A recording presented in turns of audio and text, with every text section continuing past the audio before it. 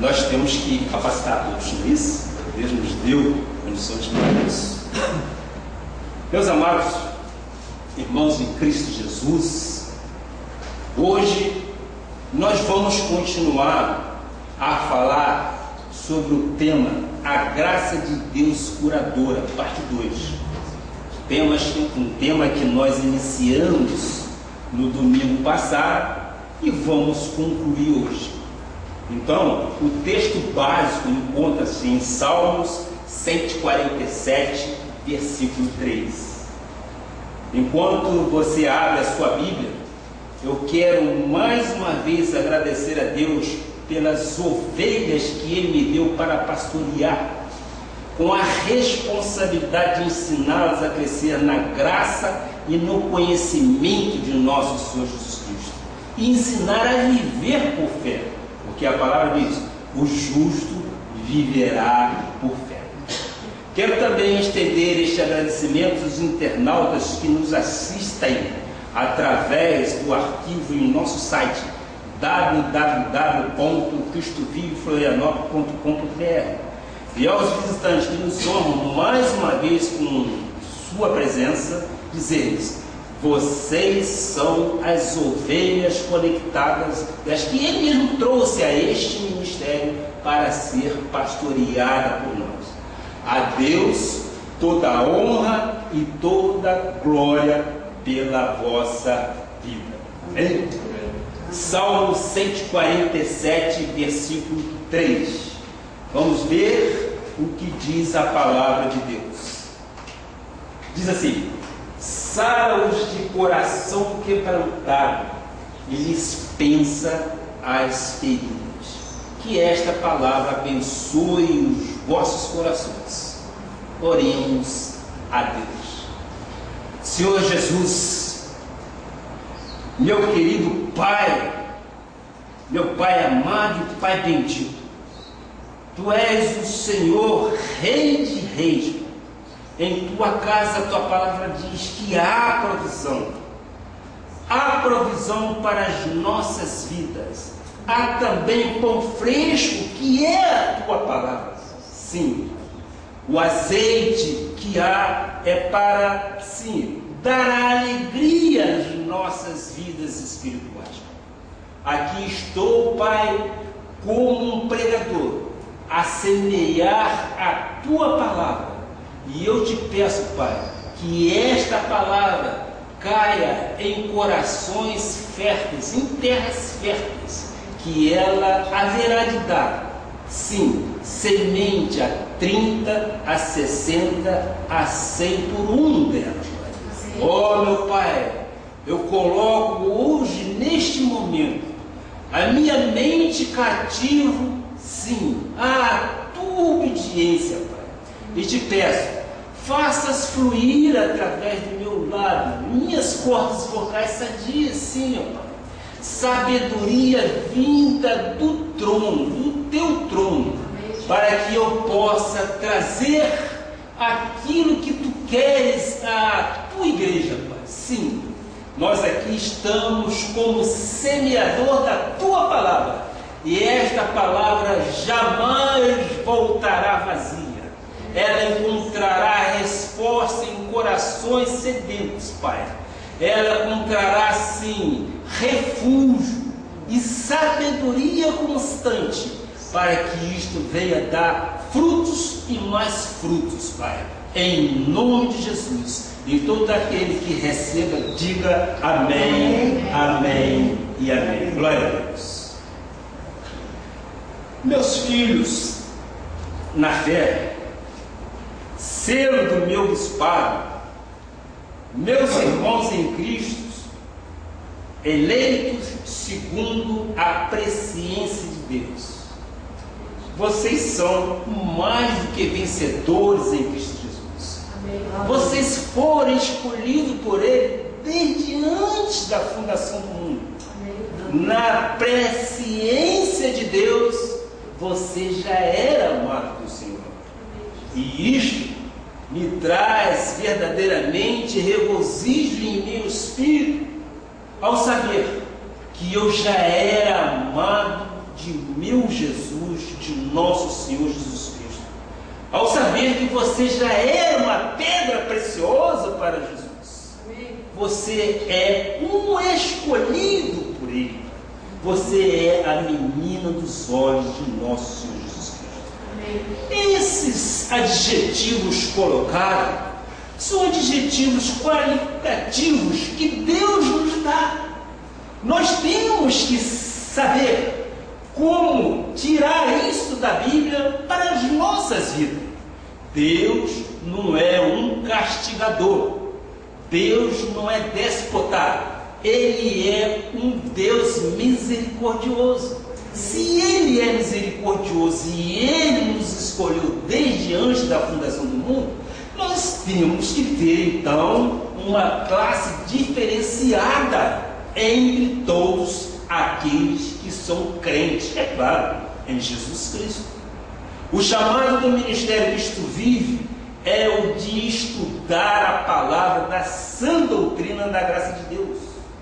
O nosso compromisso com as ovelhas que são do Senhor Jesus Cristo e não do pastor, as ovelhas não são minhas, as ovelhas não são do pastor, as ovelhas são do nosso Senhor Jesus Cristo.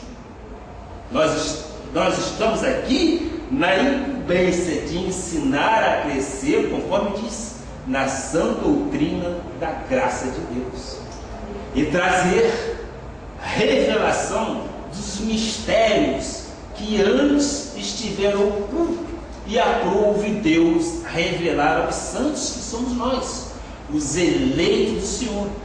A palavra da verdade, a graça de Deus, gera em mim e gera em você, que é capaz de modificar e criar ânimo para viver. A palavra de Deus, ela restaura vidas. A palavra de Deus, em graça, ela não te imputa pecado. Ela não te aponta o dedo. Muito pelo contrário, ela te restaura, ela te revigora, para que você possa criar ânimo e que possa vencer e lutar.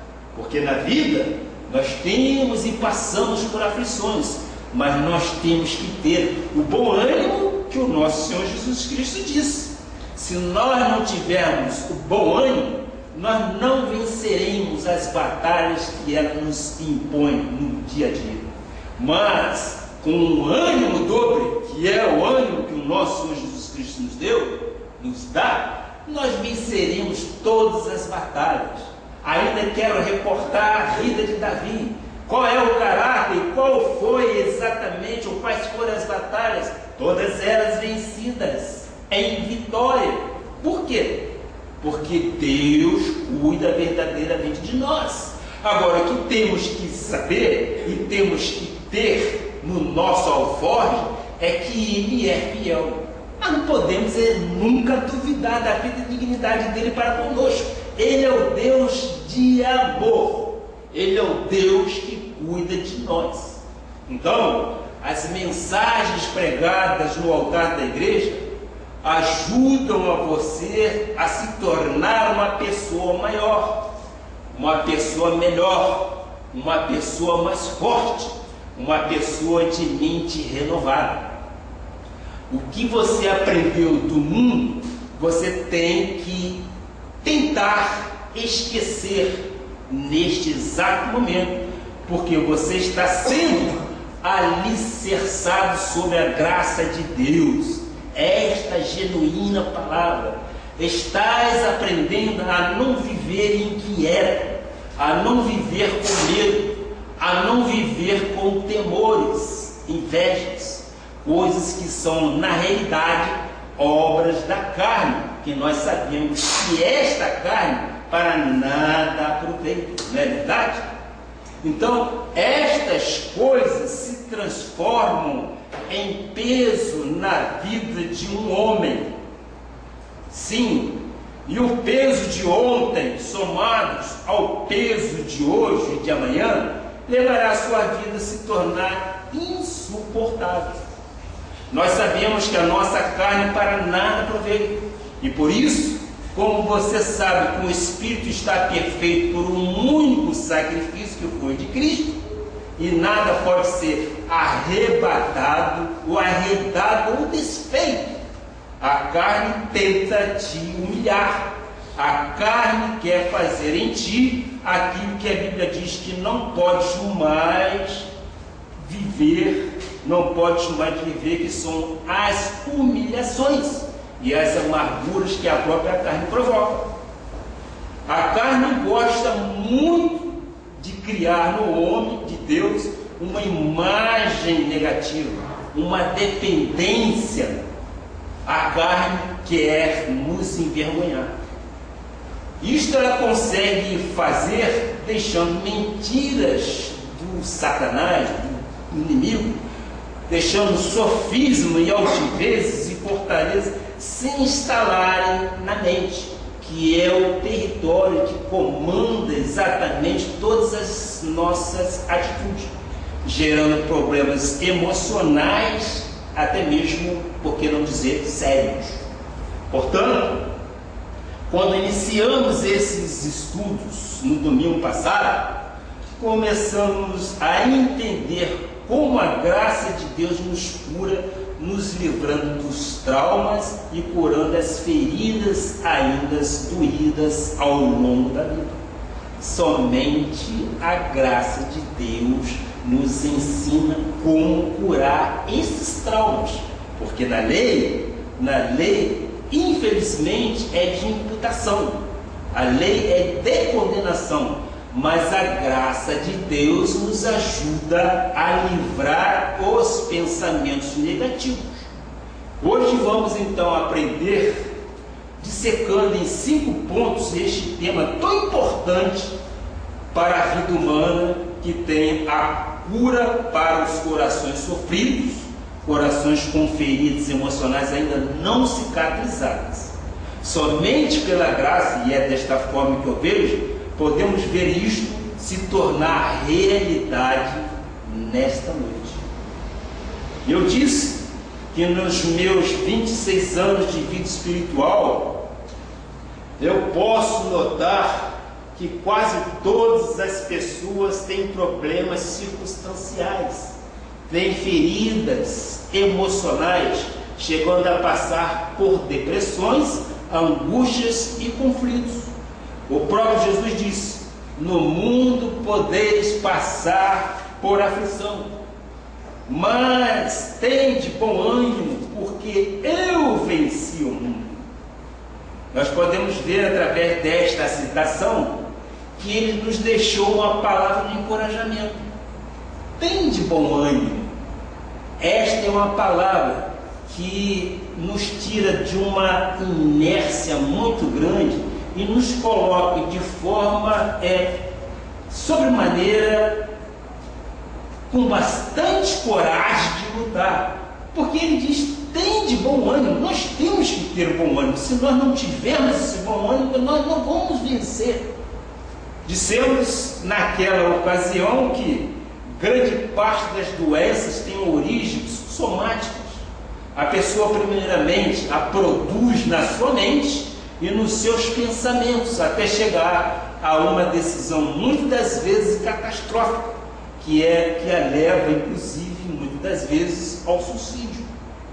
Então, somos gratos a Deus que nos deixou escrito em um manual de procedimento, que é isto aqui, é a Bíblia Sagrada. Ele nos deixou instruções, ele nos ensina como a graça de Deus pode gerar a cura. A palavra-chave para se obter a cura encontra-se em 1 Pedro 2,24. Então, antes de irmos à palavra, eu quero fazer um pequeno preâmbulo. Meus amados, é pela palavra que nós somos curados. Nós temos que trazer da Bíblia Sagrada, introduzir em nossa mente e coração, para que nós possamos rebater aquilo que não provém de Deus. E nós temos que trazer à nossa memória aquilo que nos dá esperança. O que nos dá esperança? Nós vamos começar a ver em 1 Pedro 2, versículo 24. Tome nota aí para você pesquisar em casa depois. Diz a palavra: carregando ele mesmo em seu corpo sobre o madeiro os nossos pecados, para que nós, mortos para os pecados, vivamos para a justiça. Por suas chagas foste sarado. Está aí exatamente uma definição peremptória. Ele diz: pelas chagas de Cristo você já foi sarado. Embora você na carne tenha vergonha da doença que muitas das vezes te vem, mas o Espírito que está perfeito em Jesus Cristo, você tem que confessar, meu irmão. Você tem que confessar que pelas chagas de Cristo nós já fomos sarados. Ele carregou sobre o seu corpo, ele carregou todos os pecados, para que nós, mortos para os pecados, vivamos para a justiça. E ele conclui: por suas chagas foste sarado. Ele está dizendo: nós fomos sarados. Ora, se nós já fomos sarados, nós temos que considerar desta forma, ainda que a nossa carne queira nos humilhar. Com esta palavra podemos entender que a cura já ocorreu na cruz do Calvário, através do sangue por ele derramado. Se a cura já ocorreu, podemos concluir: é meu e é teu direito. Ao pastor da igreja, cujas ovelhas são dele, conforme eu disse anteriormente, cabe-nos um papel, sim, de ensinar, de transmitir aquilo que a Bíblia diz. Porque a Bíblia diz que temos que mudar a forma como nós nos vemos. Se não passarmos por esta transformação, de nada vai corroborar para a cura. Ora, se nós não mudarmos o nosso modo de pensar, se nós pensarmos conforme este século pensa, nós vamos ter dificuldades, nós não vamos alcançar exatamente a cura. Mas se nós pensarmos com a mente de Cristo, nós temos que entender que pelas chagas nós já fomos sarados. Eu quero dizer para você, meu amado, isto não é utopia, isso não é um folclore, isso não são frases soltas na Bíblia. Isso foi deixado pelo nosso Jesus Cristo para que possamos ter paz nele e para que possamos ser vencedores em todas as coisas. A doença não tem que nos dominar. Eu conheço alguém, minha esposa também conhece, que passou por situação difícil, foi internado e disse: na carne eu estou doente, mas meu espírito está forte. Se meu Pai Celestial quiser me levar, eu estou em paz. Amém, amém. Eu falei assim para essa senhora. Minha esposa telefonou para ela do Rio. Olha que paz interior você tem no seu coração. Ainda que a carne queira nos humilhar, mas o nosso espírito tem que estar forte. Então, se o nosso espírito está forte, nós sabemos que nós somos do Pai. Aqui nós passamos, aqui nós peregrinamos, mas nós somos do Pai.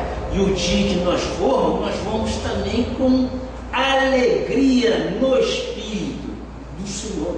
É desta forma, então, que nós entendemos. Então, vamos ver o que o apóstolo Paulo disse em Romanos 12, versículo 2. Romanos 12, versículo 2.